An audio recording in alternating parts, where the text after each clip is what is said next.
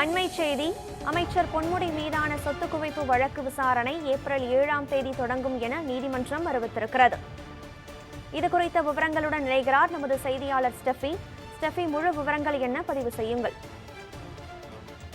கனகதாரா, வருமானத்துக்கு அதிகமாக சொத்து சேர்த்த வழக்கில் அமைச்சர் பொன்முடி விடுதலை செய்யப்பட்டதற்கு எதிரான மறு ஆய்வு வழக்கின் இறுதி விசாரணை வருகிற ஏப்ரல் 7ஆம் தேதி முதல் துவங்கும் என சென்னை உயர்நீதிமன்றம் தற்போது அறிவித்திருக்கிறது.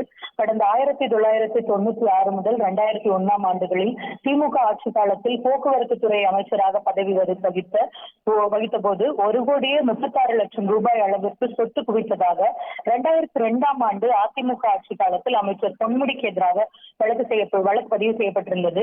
விழுப்புரம் நீதிமன்றத்தில் விசாரணையில் இருந்த இந்த வழக்கு வேலூருக்கு மாற்றப்பட்டது. வழக்கை விசாரித்த வேலூர் நீதிமன்றம் குற்றச்சாட்டுகள் நிரூபிக்கப்படவில்லை என கூறி பொன்முடி மற்றும் அவரது மனைவி விசாலாட்சியை விடுதலை செய்து தீர்ப்பளித்திருந்தது. இந்த தீர்ப்புக்கு எதிராக சென்னை உயர்நீதிமன்ற நீதிபதி ஆனந்த் வெங்கடேஷ் தாமாக முன்வந்து இந்த வழக்கை விசாரணைக்கு எடுத்திருந்தார். இந்த வழக்கு இன்று மீண்டும் விசாரணைக்கு வந்தது.